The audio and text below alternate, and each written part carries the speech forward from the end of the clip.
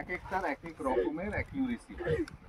তো আরটিকে বা পিপিকে এর ক্ষেত্রে মোটামুটি অ্যাকিউরেসি লেভেল ওই 10 সেন্টিমিটার হরিজন্টাল অ্যাকিউরেসি বা 20 সেন্টিমিটার ভার্টিক্যাল অ্যাকিউরেসি। এটা for the drone, not for land based PPK বা RTK. Land based PPK RTK definitely আমরা তার চাইতে অনেক বেশি অ্যাকিউরেসি পেতে পারি। আচ্ছা, এটা অ্যাকিউরেসি মানে অ্যাবসলিউট অ্যাকিউরেসির কথা আমি বলছি, this is not relative accuracy. হ্যাঁ, রিলেটিভ অ্যাকিউরেসি আমাদের ডেফিনেটলি তার চাইতে বেশি আছে, ঠিক আছে। রিলেটিভ অ্যাকিউরেসি আর অ্যাবসলিউট অ্যাকিউরেসির মধ্যে ডিফারেন্স তো তোমরা অনেকেই জানো নিশ্চয়ই। সেটা হচ্ছে যে ধরা যাক এই যে পাথরের টুকরোটা আছে আর এই পাথরের টুকরোটা আছে, দুটোর পজিশন আছে, লোকেশন আছে। এবারে ধরা যাক আমি দুটোর কোঅর্ডিনেট নিলাম। এবার দুটোর কোঅর্ডিনেট নেওয়ার পরে যদি দেখা যায় যে দুটোর মধ্যে আমি যে কোঅর্ডিনেট নিয়েছি দুটোর মধ্যেই কিছু এরার আছে, তাহলে পরে এই দুটোর মধ্যে আমার ডিস্টেন্স একটা গোলমাল হয়ে যাবে, খানিকটা গোলমাল হয়ে যাবে, এদিক ওদিক হয়ে যাবে। এবারে যদি দেখা যায় যে এদের দুজনের মধ্যে ডিস্টেন্স আমার খুব বেশি গোলমাল হচ্ছে না, অর্থাৎ এটার ক্ষেত্রে যে ডাইরেকশনে যতটা এরার হয়েছে ওটার ক্ষেত্রেও সেই ডাইরেকশনে প্রায় ততটাই এরার হয়েছে, তাহলে পরে এই দুটোর মধ্যে ডিস্টেন্সের খুব একটা হেরফের হবে না, কারণ এরারটা একই দিকে একই রকম ভাবে রয়েছে।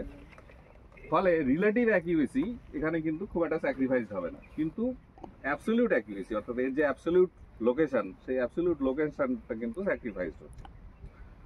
সো আমরা যে অ্যাকিউরেসির কথা এখানে যত রকমের অ্যাকিউরেসির কথা আমরা বলছি সেটা কিন্তু বেসিক্যালি দ্য অ্যাবসলিউট অ্যাকিউরেসি, অর্থাৎ তার অ্যাকচুয়াল লোকেশনটা কতটা প্রিসাইজ ভাবে প্লটেড হলো। তো ড্রোনের ক্ষেত্রে পিপিকে বা আরটিকেতে আমাদের মোটামুটি 10 centimetre horizontal accuracy within 10 centimetre থাকে, ভার্টিক্যাল উইদিন 20 সেন্টিমিটার থাকে। ইভেন এখন নতুন যে সমস্ত রিসিভার এসছে তোমরা সবাই জানো যে এখন শুধু জিপিএস নেই, জিপিএস, গ্লোনাস, গ্যালিলিও, বেইডু, আইআরএনএসএস, জাপানের এমজেডএসএস, সো উচ্চ স্যাটেলাইট হয়েছে, ফলে অ্যাকিউরেসি ড্রামাটিক্যালি ইনক্রিজ করেছে জিপিএস অনলি রিসিভারের তুলনায় এখন। ফলে আমরা প্র্যাকটিক্যালি যে সমস্ত কাজকর্ম করে থাকি আর কি, তাতে horizontal accuracy it comes within 2 centimetre, vertical accuracy within 3 centimetre, মোটামুটি এইরকম অ্যাকিউরেসি পিপিকে বা আরটিকেতে হয়। পিপিকে আরটিকে না থাকলে কি হয়, কোনটা করা দরকার, তার সাথে অনেকে গ্রাউন্ড কন্ট্রোল পয়েন্ট, অনেকে না সব অলমোস্ট সবাই করে সার্ভে গ্রেড ইয়েতে গ্রাউন্ড কন্ট্রোল পয়েন্ট নেওয়া হয়, গ্রাউন্ডে মার্কিং করে তার কোঅর্ডিনেটস নেওয়া হয় জিসিপিতে, সেটাও ড্রোন ইমেজ প্রসেসিংয়ে ইনকর্পোরেট করা হয়। তার কারণ হচ্ছে ড্রোনটা একটা ফ্লাইং অবজেক্ট, যখন উড়ছে তখন পজিশনাল অ্যাকিউরেসি অতটা ভালোভাবে হয় না, এবং এয়ার থ্রাস্ট আছে, নানান রকমের রয়েছে, তারপরে জিনিসটা নিজেও খুব স্টেবল নয়, এরকম এদিক ওদিক রোটেট করে, ফলে অ্যাকিউরেসি ড্রোনে কিন্তু স্যাক্রিফাইস হবে। কিন্তু আমি যখন ল্যান্ড বেসড করছি তখন কিন্তু জিনিসটা আমি এখানে বসিয়ে রাখছি অন্তত 10 মিনিট। আমরা জেনারেলি ফার্স্ট স্ট্যাটিক মোডে সার্ভে করে থাকি, জিসিবি ফার্স্ট স্ট্যাটিক বা স্ট্যাটিক মোডে। সো ফার্স্ট স্ট্যাটিক মোডে মিনিমাম 10 মিনিটস তো রাখাই হয় একটা জায়গায়। ফলে এর অ্যাকিউরেসি মানে 10 মিনিটস, 10 মিনিট ধরে এটা রয়েছে, প্রতি মিনিটে একটা করে প্রতি সেকেন্ডে একটা করে পয়েন্ট নিচ্ছে এবং তার একটা অ্যাভারেজ করে ওর ফাইনাল লোকেশনটা ডিটারমাইন করছে। So this one is much accurate than the drone based GPS. ড্রোনের মধ্যে একটু দাও, ড্রোনের মধ্যেও জিপিএস থাকে, ঠিক আছে। যেমন এই যে ড্রোনটা রয়েছে, এটা আরটিকে ড্রোন, এটার আরটিকে মডিউল আমি যদি খুলে ফেলি তাহলেও কিন্তু এর ভেতরে একটা জিপিএস আছে, যেটা জিপিএস দিয়ে অটোমেটিক এটাকে চালানো হচ্ছে এবং এর পজিশনটা হোল্ড করা হচ্ছে। কিন্তু এর সাথে RTK real time kinematic add করা হয়েছে, মডিউল অ্যাড করা হয়েছে। মডিউল অ্যাড করার ফলে কি হচ্ছে, এটা হচ্ছে আমার আরটিকে, মানে এটা একটা জিপিএস রিসিভার, এটা আলাদা একটা জিপিএস রিসিভার, যেটা ক্যারিয়ার বেসড সলিউশনে কাজ করতে পারে এবং আমাকে সেন্টিমিটার লেভেল অ্যাকিউরেসি দিতে পারে। এটা ছাড়াও এই ড্রোনটা চলতে পারে, কোনো অসুবিধা নেই, দিব্যি চলবে। শুধু সমস্যা একটাই হবে, সেটা হচ্ছে যে পজিশনাল অ্যাকিউরেসিটা খানিকটা স্যাক্রিফাইসড হবে।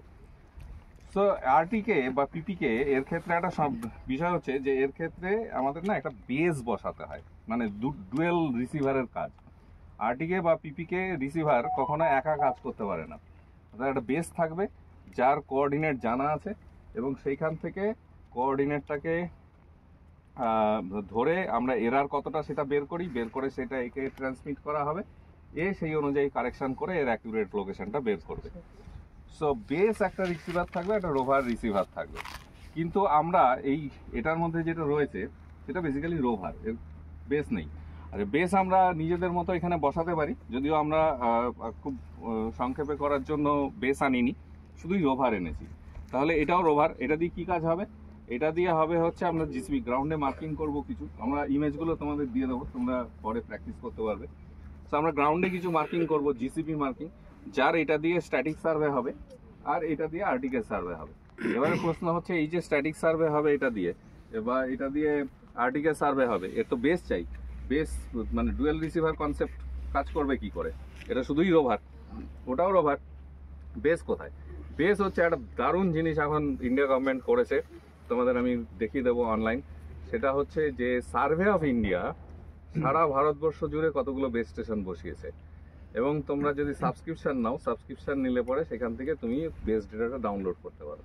অর্থাৎ আমরা আগে যেটা করতাম যে আমাদের বেস ছাড়া কোনো উপায় ছিল না, নড়ার কোনো জায়গা ছিল না, বেস একটা বসাতেই হবে যেভাবে হোক। এবং অনেক ক্ষেত্রে এই বেস বসানোটা খুব পেইনফুল মানে ইন দ্য সেন্স একজন লোককে সারাদিন বসে থাকতে হতো সকাল থেকে সন্ধ্যে পর্যন্ত। কখনো কখনো একটা রিসিভার একদিন, দুদিন, 3 দিন based on the accuracy requirement চালিয়ে রেখে দিতে হতো, এবং তারপরে সেই কোঅর্ডিনেটটাকে বের করে সেই কোঅর্ডিনেটে আমরা এবারে this coordinate is now known point, এবারে এখানে বেসটাকে বসানো হলো, এবারে রোভার কাজ করছে। সো এই যে সমস্যাটা এলিমিনেট হয়ে যাবে আমরা যদি সার্ভে অফ ইন্ডিয়ার কোর্স যেটা ইউজ করি, course CORS, continuously operating reference station. সেরকম রেফারেন্স স্টেশন আমাদের এখানে আমি যতটুকু জানি জলপাইগুড়িতে তো একটা আছেই, বা এই লোকেশনের কাছাকাছি কোনটা হবে তোমরা ম্যাপ দেখলে বলতে পারবে, আমি ম্যাপে দেখি। স্যার নর্থ বেঙ্গল ইউনিভার্সিটিতে আছে একটা, নর্থ বেঙ্গল ইউনিভার্সিটিতেও বোধহয় আছে, ডিপার্টমেন্টের পাশে। জলপাইগুড়িতেও আছে একটা কোর্স স্টেশন। এই কোর্স স্টেশনের সাবস্ক্রিপশন নিলেই আমরা বেসের ডেটা পেয়ে যাই, ফলে base data is now available in the internet. এবার বেস কেউ যদি মনে করে যে না আমি সাবস্ক্রিপশন নিতে পারছি না, ইট ইজ কস্টলি, বা আমার এরিয়ার চাইতে অনেক দূরে হয়ে যাচ্ছে, আমি তার চাইতেও বেশি অ্যাকিউরেসি চাইছি, তখন আমরা যথারীতি ট্র্যাডিশনাল আমাদের যেরকম করা হতো সেরকম আমরা করে থাকি, নিজস্ব বেস বসিয়ে তারপরে কাজ করা হয়। পদ্ধতিটা হচ্ছে নিজেকে প্রথমে একটা একটা লোকেশনে আমাকে একটা জিপিএস রিসিভার, এটাই বেস হিসেবে কাজ করতে পারে, এটাই রোভার হিসেবে কাজ করতে পারে, এরকম একটা রিসিভার বসাতে হবে, বসিয়ে 2 দিন 3 দিন ওখানে চালু রাখতে হবে। তার এই যে হিউজ ভলিউম অফ ডেটা হলো সেটাকে প্রসেস করা হয়, সফটওয়্যার আছে, সমস্ত রিসিভারেরই সফটওয়্যার থাকে, সেই সফটওয়্যারে প্রসেস করে একটা কোঅর্ডিনেট ডিটারমাইন হবে। এবারে ওই কোঅর্ডিনেটে আবার এই রিসিভারটাকে বসাতে হবে, ওই একই রিসিভারকে বসাতে হবে, বসিয়ে বলতে হবে যে এই লোকেশনের কোঅর্ডিনেট হচ্ছে এটা। তার মানে এবারে রিসিভারটা কিন্তু তার নিজের লোকেশনটা জানে, ফলে এই যে সিগন্যালটা আসছে তার কতটা ডিলে হচ্ছে, কি হচ্ছে না হচ্ছে, তার এরারটাকে বের করতে পারে, এবং সে এই এরারটাকে বের করে এখান থেকে ট্রান্সমিটেড হবে আমার রোভারে, এবং রোভার জানতে পারবে যে কোথায় কি এরার আছে, না অ্যাকর্ডিংলি ম্যাথমেটিক্যাল ক্যালকুলেশন করে সেই কারেকশনটা করতে পারে। সেটাকে বলা হয় আরটিকে, real time kinematic. Real time kinematic না হয় সেটা পোস্ট প্রসেসড কাইনেমেটিকও হতে পারে, অর্থাৎ রিয়েল টাইম কোনো ট্রান্সমিশন করছে না, এও রিয়েল টাইম কিছু রিসিভ করছে না, কিন্তু যে যার মতো ডেটা স্টোর করছে, পরে ল্যাবে গিয়ে সেটাকে ডাউনলোড করে সেটাকে প্রসেস করা হচ্ছে সফটওয়্যারে, সেটাকে বলা হচ্ছে post processed kinematic. Okay, this RTK and PPK, এই হচ্ছে বেসিক ডিফারেন্স। ডেফিনেটলি আরটিকে এর অ্যাকিউরেসি পিপিকে এর চাইতে স্লাইটলি বেটার হয়। ঠিক আছে, সো আমরা সার্ভে অফ ইন্ডিয়ার base station base data use করব, এটাকে ব্যবহার করব আমরা রোভার হিসাবে to collect the GCPs, ground control point. ড্রোনের সাথে এর কোনো ডাইরেক্ট সম্পর্কই নেই, এটা কাজে লাগবে যখন আমি ইমেজ প্রসেসিং করব, তখন গ্রাউন্ড কন্ট্রোল পয়েন্টগুলো দেওয়ার জন্য, এর কোঅর্ডিনেটগুলো। ঠিক আছে, এবারে এটা এর ডেসক্রিপশন তো কিছুই নাই, এটাকে মানে রেঞ্জ পোল বলা হয়। দিস রেঞ্জ পোল, এটা হচ্ছে রেঞ্জ পোল। এখানে একটা ওই স্পিরিট লেভেল আছে, বাবল, এটাকে দেখে লেভেল করা হয় যে এটা স্ট্রেট আছে কিনা।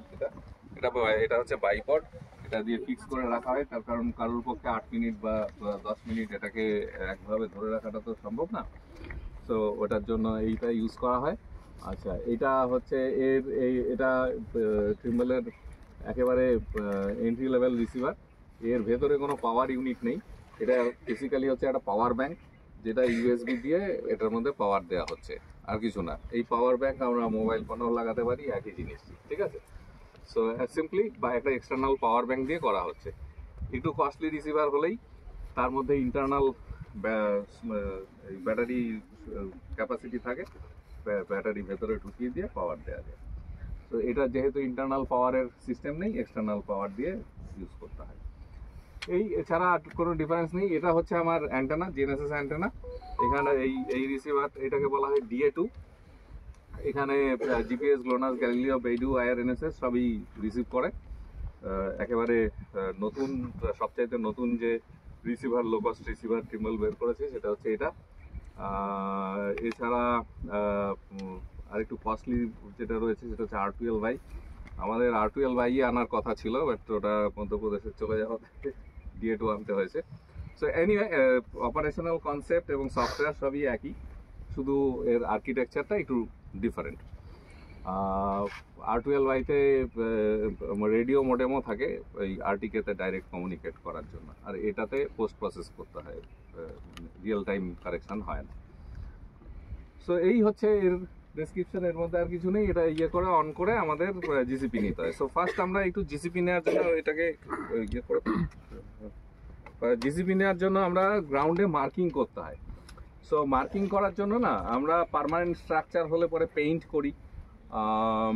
যদি পার্মানেন্ট স্ট্রাকচার না থাকে, আমার টেম্পোরারি কিছু হয়, তখন আমরা ফ্লেক্সে প্রিন্ট করি। ফ্লেক্সে প্রিন্ট করে তাতে সেগুলোকে ওই পেরেক দিয়ে পুঁতে দেওয়া হয়, পুঁতে দিয়ে ফ্লাই করা হয়, জিসিপি মার্কিং করে নেওয়া হয়। আচ্ছা, ওই মার্কিংটা যখন আমরা ফ্লেক্সটা পাতলাম, পেতে যখন ড্রোন ওড়াচ্ছি, তখনই তো ছবির মধ্যে ওগুলো চলে আসছে, ওই মার্কিংগুলো চলে আসবে। তারপরে মার্কিংগুলোর কোঅর্ডিনেট কালেক্ট করে নিলেই আমার হয়ে গেল, আমি এটাকে ফিট করে দিতে পারবো সফটওয়্যারে। সো যেভাবে হোক, মোদ্দা কথা আমাকে গ্রাউন্ডে মার্কিং করতে হবে, সেটা পেন্টিং দিয়ে হোক, হাতে ব্রাশ দিয়ে পেন্ট করে হোক, স্প্রে পেন্ট করে হোক, কি করে হোক, যেভাবে হোক বিভিন্ন রকমের মার্কিং লোকে করে। কেউ একটা ক্রস করলো, কেউ চেস বোর্ডের মতো করে, সাদা কালো চেস বোর্ডের মতো যেরকম হয় সেরকম করে, কেউ বাটারফ্লাই এর মতো করে, তো সাদা কালো দিয়ে বাটারফ্লাই এর মতো করে। মোদ্দা কথা হচ্ছে যে একটা পয়েন্ট যেটাকে আমাকে দেখতে হবে। So it has to be large enough so that it can be identified by the drone or on the drone image, যাতে করে বোঝা যায় ছবি, ওটাকে ড্রোন ইমেজের ছবির মধ্যে জিনিসটা আসে এবং আমি বুঝতে পারি। সো ধরো কিছু আছে এখানে পাথর মতো, এই তো অনেক বড় পাথর, এই তো হ্যাঁ। সো ধরো, না সরতে হবে না, আমি একটু জাস্ট এঁকে দেখাচ্ছি। তো ধরো আমরা যদি এমনি ক্রস করি, তাহলে এরকম একটা ক্রস করতে পারি, করলে পরে দিস ইজ দ্য পয়েন্ট, ঠিক আছে। কেউ বললো যে এটা ক্রস তো ভালো বোঝা যাবে না, দেখা নাও যেতে পারে। সো আমরা এটাকে হোয়াইট ফিল করে দিলাম, এটাকে ব্ল্যাক ফিল করে দিলাম, দেন ইট ইজ মোর ক্লিয়ার। কেউ আবার ওই এরকম চেস বোর্ডের মতো করে আর কি, এরকম চেস বোর্ডের মতো করলো, দিয়ে এটা ব্ল্যাক করে দিল, এটা হোয়াইট করে দিল। এরকম বিভিন্ন রকমের জিসিপি থাকে, আমি যেরকম খুশি করি। অনেক সময় আমাদের মানে দুরকম পেইন্ট ফুরিয়ে গেলে পরে আমরা সিম্পল ফিল্ডে এরকমও করি, এরকম একটা অ্যারো করলাম, ঠিক আছে, দিয়ে এটা ফিল করে দিলাম। তাহলে দুটো কালারের দরকার হয় না, একটাই কালার। এটা মাথা, এটা হচ্ছে আমার পয়েন্ট।